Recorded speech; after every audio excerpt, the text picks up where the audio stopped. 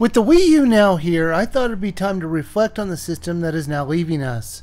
I wanted to review the console, the motion controls, the online aspects, and the overall appeal of the system. I'm going to take a hard look at the system as a whole. Now, I have been reviewing Wii games for almost 5 years now, and while it may sound like this is just going to be another Nintendo fanboy just spouting off how great the Wii is going to be, you're going to see that I have no problem criticizing this system for its missteps and mistakes along the way. While I'm reviewing this system, I thought it'd be fun to show off some of the games that I've been reviewing over the years. I'll be impressed with anybody who can get every single one of these games that I'm showing off, because I review some pretty obscure ones. Now, the Wii had so much potential. It was a powerhouse in the beginning when it came to sales. It succeeded in its goal of creating a simple system that families could use and enjoy. And while those other systems that Nintendo put out were family friendly, this one actively said, "Hey Mom and Dad, this is cool for you to play." It was the motion controls that made it popular. The only issue was they were kind of a cheat of motion controls. They wouldn't accurately read your position of your hands, which is what everybody who bought the system was expecting.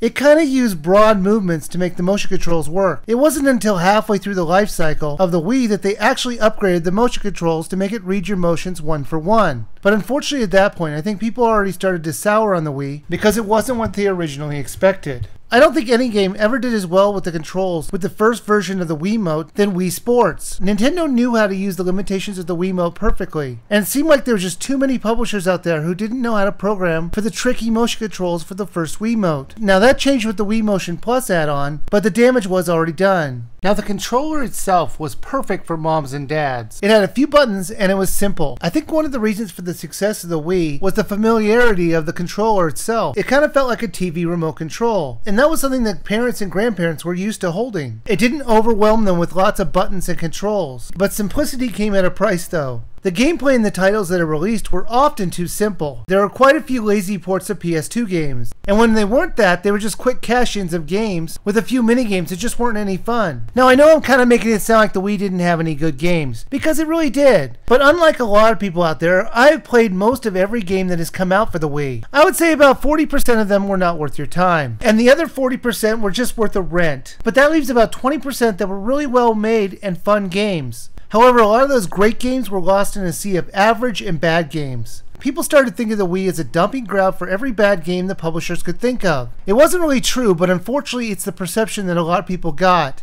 The system itself was easy for kids to use, which was exactly what they wanted to do, so they succeeded in this perfectly. Now I wish the same could be said for the online aspects. They were barely scratched at all. Mario Kart Wii had some fun online play, and I did find some online matches in a couple shooter games out there, but for the most part they were a ghost town. Another touted feature was the Virtual Console and the WiiWare shop. Now I think this was a mixed success. I think the WiiWare offerings were fantastic. The publishers were really limited by space issues, and maximum file sizes allowed for a WiiWare game. But a lot of the publishers took that challenge and ran with it. They released some truly great games like Lit, Fluidity, and World of Goo. I'm not saying they're Nintendo exclusives, but they were fun to play on the console. The Virtual Console, on the other hand, was at first fantastic. There were games from other countries and games that younger players most likely never got to play, like Super Mario RPG for one. The problem was that I think the games were overpriced in my opinion at times, and there would also be months or so where there wouldn't be any releases at all. It's like Nintendo gave up on the Virtual Console, and that's a shame because it could have been great. Well, when I'm reviewing a game, I usually just say buy, rent, or skip. However, none of that applies now because the Wii U is out, so I decided to just grade the overall console itself in like an A to F format. So I looked at everything as a whole, and I see that it did a great job of appealing to the base that it was going for. It wasn't trying to go for the hardcore gamers or the old school Nintendo fanboys, but it did release a few games for them just to appease them though. But the problem I see with the Wii was its flood of poorly made games for it. Even the good games were often lesser versions or better versions of the Xbox or PlayStation 3 versions. It's really not the publisher's fault because the Wii couldn't do the same graphics as the other systems, so they had to make something different for the Wii, and that often meant something worse.